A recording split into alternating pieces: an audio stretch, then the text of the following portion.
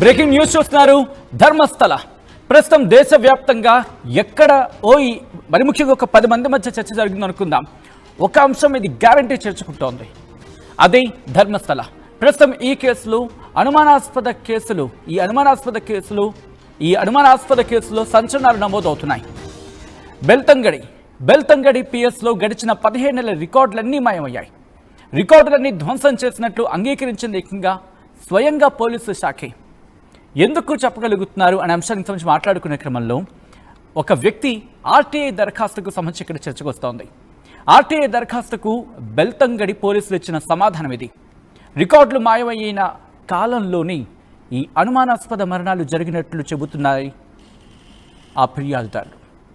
Postmortem నివేదికలు, wall పోస్టర్లు, నోటీసులు, ఫోటోలు అన్ని ధ్వంసం చేశామని పోలీసులు చెప్తున్నారు. రికార్డులు మాయంపై ఆందోళన వ్యక్తం చేస్తున్నారు అక్కడ పౌర సంఘాలు. అసహజ మరణాలు, క్రిమినల్ కేసు రికార్డులను ధ్వంసం చేసే అధికారం పోలీస్ స్టేషన్లకు లేదంటున్నారు నిపుణులు. దానికి సంబంధించిన బిగ్ బ్రేకింగ్ న్యూస్ చూస్తున్నారు. మరీ ముఖ్యంగా ధర్మస్థల చుట్టూ ఏం జరుగుతోంది, ఇది బహుశా దీని అవుట్కమ్ మాత్రం ది బిగ్గెస్ట్ న్యూస్గానే ఉండబోతోందా? ఈ అంశానికి సంబంధించి చర్చ జోరెందుకుంటోంది. ఎందుకంటే ఆ వ్యక్తి చెప్తున్న ఒక్కొక్క అంశాన్ని, ఆ డాట్స్ని కనెక్ట్ చేసే ప్రయత్నం చేస్తే ఏమంటాడు? 13 చోట్లలో వందలాది మృతదేహాన్ని తానే పూడ్చిపెట్టాలని చెప్తాడు. దాంతోపాటు మరికొన్ని అంశాలను అదే వ్యక్తి ప్రస్తావించడం జరుగుతుంది. కానీ అక్కడ పూడ్చిపెట్టానని, తనకు అన్యాయం జరిగిందని, ఇవన్నీ కూడా ఫోరెన్సిక్ ల్యాబ్కి తరలిస్తున్న విజువల్స్ మీరు చూడొచ్చే ఎముకల్ని. 25 ఎముకలు దొరికాయి. ప్రస్తుతం వాటిని ఫోరెన్సిక్ ల్యాబ్కి పంపించారు. ఈ క్రమంలోని చాలా క్వశ్చన్స్ అక్కడ రైజ్ అవుతున్నాయి. జూలై 3న కర్ణాటకలోని మంగళూరు దగ్గర దక్షిణ కన్నడ జిల్లా పరిధిలో ధర్మస్థల పోలీస్ స్టేషన్లో గుర్తు తెలియని వ్యక్తి ఇచ్చిన ఫిర్యాదులో మాటల గురించి మాట్లాడుకుంటే ఏమంటాడు? తన చేతులతోనే వందలాది మృతదేహాలను ధర్మస్థలలో అనేక చోట్ల పూడ్చానని చెప్పుకొచ్చాడు. ఇంకా ఏమంటాడు? లోదుస్తులు లేని మహిళల శరీరాలు ఉన్నాయి, మృతదేహాలు ఉన్నాయి. దాంట్లో స్కూల్కి వెళ్ళి అమ్మాయిల మృతదేహాలు కూడా ఉన్నాయి అంటూ ఆ కంప్లైంట్లో చెప్పుకొచ్చాడు. మరి ఇప్పుడెందుకు చెప్పారు అబ్బాయి అంటే, ప్రాణ భయంతోనే చెప్పానని చెప్పుకొచ్చాడు. సో ఇలా చెప్పుకొస్తున్న క్రమంలో ఎవరికైనా అనుమానం వస్తుంది కదా. దీంతో ఒక వ్యక్తి ఆర్టీఐకి సంబంధించి ఆర్టీఐ ద్వారా ఇన్ఫర్మేషన్ని పొందాలి అని చెప్పి ప్రయత్నం చేశాడు. అప్పుడే ఇంకొన్ని అనుమానాలు బలపడ్డాయి. ఆర్టీఐ దరఖాస్తుకు వచ్చిన సమాధానం ఆ వ్యక్తినే కాదు, ఇన్ఫ్యాక్ట్ మిమ్మల్ని కూడా షాక్కి గురి చేయొచ్చాము. ఎందుకంటే ఈ బెల్తంగడి పిఎస్లో గడిచిన 15 నెలల రికార్డులన్నీ మాయమయ్యాయి. ఇతగాడని చెప్తాడు 1994, అంతే కదా, 1995, 2014 నుంచి 1995 కరెక్ట్గా లెక్కేయండి. అక్కడ 19 ఏళ్ల రికార్డు. అది 19 ఏళ్ల రికార్డులకు సంబంధించి ప్రశ్న రైజ్ అవుతోంది. ఇక్కడేం రైజ్ అవుతోంది?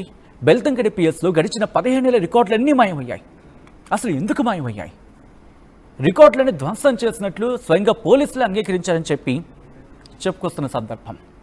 ఆర్టీఐ దరఖాస్తుకి బెల్తంగడి పోలీసులు ఇచ్చిన సమాధానం ఇది. రికార్డులు మాయమైన కాలంలోని అనుమానాస్పద మరణాలు జరిగినట్లు ఫిర్యాదుదారుడు చెప్తున్నాడు. అంటే దాదాపుగా ఒకసారి ఆ టైం లైన్ మీరు చూస్తే ఎందుకో పొంతన కుదురుతున్నట్టు అనిపించట్లేదు. ఎందుకో అక్కడ పొంతన కుదురుతోంది, ఏదో దరిదాపుల్లో ఉన్నట్టు అనిపించట్లేదు. దాంతోపాటు ఇప్పటికీ ఆ 13 లొకేషన్స్లో బహుశా 7-8 లొకేషన్స్ ఇప్పటికే తవ్వకాలు జరిగాయి. ఈ తవ్వకాల్లో 25 ఎముకలు లభ్యమయ్యాయి, 25 ఎముకలు దొరికాయి. ఇలా 1 కాదు 2 కాదు. దాంతోపాటు అక్కడ పాన్ కార్డు ఒకటి, డెబిట్ కార్డు ఒకటి, ఇంకేవో దొరికాయండి. ఇంకొక చర్చ జరుగుతోంది. సో వీటన్నిటినీ ఫోరెన్సిక్ ల్యాబ్కి పంపించడం జరుగుతోంది. ఇవన్నీ కూడా అనేక అనుమానాలకు తావిస్తున్నాయి. అసలు ఎవరు చేశారు, ఎందుకు చేశారు? దాంట్లో ఆ వ్యక్తి చెప్తున్న మాటలు వాస్తవమే అయితే కనుక మహిళలు, బాలికల మృతదేహాలు ఎక్కువగా ఉండడం ఏంటి? అత్యాచారం చేసి హత్య చేశారా? ఇలాంటి అనుమానాలన్నీ ఇప్పుడు బలపడుతున్నాయి. మరీ ముఖ్యంగా ఇప్పుడు జరుగుతున్న పరిణామం అందరిని కూడా షాక్కి గురి చేస్తోంది. 4 అడుగులు తవ్వితే, ఒక ప్రాంతంలో 4 అడుగులు తవ్వితే ఈ ఎముకలు బయటపడ్డాయి. ఇవే ప్రస్తుతం బలాన్ని చేకూరుస్తున్నాయి.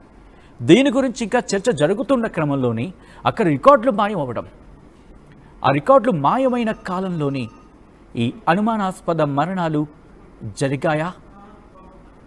ఒక్కసారి నేను మిమ్మల్ని అడిగే ప్రయత్నం చేస్తున్నాను, మీరే కామెంట్ చేసే ప్రయత్నం చేయండి. ఒక పోల్ని కూడా ఆర్టీవీ ముందుంచింది.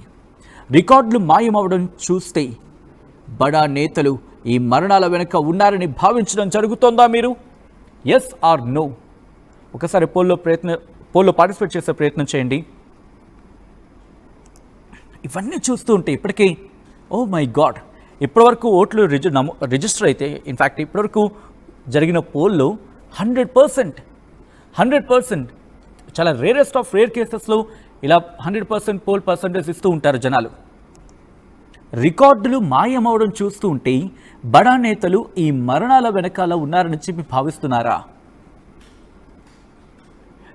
ఒక్కసారి ఆ డాట్స్ కనెక్ట్ చేసే ప్రయత్నం చేస్తాను. నేను మీకే ఆ డాట్స్ గురించి అంటే ఆ పాయింట్స్ని చెప్తున్నాను. ఒకటి, ఆ వ్యక్తి ఏం చెప్పుకొచ్చాడు? నేత్రావతి నది ఒడ్డునే వాటిని ఖననం చేయాలి, అంటే పూడ్చిపెట్టేయాలని చెప్పారు అని చెప్పుకొచ్చాడు కదా. ఎందుకని? త్వరగా డికంపోజ్ అయిపోతాయని చెప్పి. ఈ కారణం గురించి చర్చ జరిగిందిగా. ఇప్పుడు అదే వ్యక్తి ప్రాణభయంతో పనిచేశారని చెప్తున్నాడు. నిజం చెప్పాలని బయటకు వచ్చానంటున్నాడు. అవి ఎక్కడెక్కడున్నాయో మీకు చూపిస్తా అంటున్నాడు. ఎవరు చేశారో చెబుతానని కూడా కంప్లైంట్లో చెప్పుకొచ్చాడు. బట్ ఎవరిచ్చారనేది అఫ్కోర్స్ ఇప్పటికీ ఆ ట్రాకింగ్ జరుగుతోంది. నా మాటను నమ్ముతారో నమ్మరో నాకు తెలియదు, కానీ ఒక మృతదేహాన్ని పూడ్చిన చోట మాత్రం నేను మీకు చూపిస్తాను, పదండి అండి. వెళ్ళారు. ఆ ఎముకల ఫోటోలు కూడా మీ ముందు పెడుతున్నానంటూ అక్కడ చెప్పుకొచ్చిన సందర్భం. ఒకవేళ నన్నెవరైనా చంపేస్తే ఆ నిజం నాతో పాటు చచ్చిపోకూడదు, అందుకని నేను బయట పెడుతున్నానంటూ చెప్పుకొచ్చిన సందర్భం. ఈ కారణంగానే ఫీల్డ్ కవర్లు సుప్రీంకోర్టు న్యాయవాదికి ఇస్తున్నానంటూ కూడా చెప్పుకొచ్చిన సందర్భం. కావస్తే నా మీద నిజ నిర్ధారణ చేసుకోండి. నేను చెప్పిన తప్పైతే కనుక ఏ యాక్షన్కైనా మీరు ఎటువంటి యాక్షన్ తీసుకున్నా నేను రెడీ. కానీ దీని మీద మాత్రం యాక్షన్ తీసుకుని చెప్పిన తర్వాత ఒక్కసారిగా యావత్ దేశం ఉలిక్కిపడింది. అయితే ఆ వ్యక్తి మనకు తెలుసు, ధర్మస్థలంలో పారిశుద్ధ్య కార్మికుడిగా ఇప్పుడు ఆయన ప్రస్తుతం పోలీసులు ఆయన్ని ఫుల్ ప్రొటెక్షన్తో ఆ ప్లేసెస్కి తీసుకువెళ్తున్నారు. అక్కడ ఇన్వెస్టిగేషన్ జరుగుతోంది. న్యాయవాదులు ఇప్పటికీ ఆయన ఒక గోప్యంగా ఉంచి ప్రస్తుతం ఆయన పేరు కానీ ఆయన రూపం కానీ ఏ డీటెయిల్స్ బయటకు రాకుండా చాలా గోప్యంగా ఆయన ఉంచుతున్నారు. మీరు చూడొచ్చు ఆ లొకేషన్స్ తీసుకువెళ్తున్న క్రమంలో కూడా మీకు గుర్తుందా, ఆ విజువల్ చూస్తే మధ్యలో ఒక వ్యక్తి ఉంటాడు, పూర్తిగా ముఖం కప్పేసి అతగాడే. ముందుగా అయితే ఒక నార్మల్ ఒక తాడు ఒక తువ్వాలు కట్టేసి అలా తీసుకువెళ్ళారు. ఆ తర్వాత ఫుల్ సెక్యూర్డ్గా ఆయన తీసుకువెళ్ళిన సందర్భం. అదిగో ఆ డబ్బా చూడొచ్చుగా, ఆ దొరికిన క్లూస్ని అక్కడ ఏ క్లూ అదుగు వాళ్ళు అక్కడ చేతులు అవి కడుక్కుంటున్న సందర్భం. అంటే అక్కడ మట్టి తవ్విన తర్వాత నేత్రావతి నది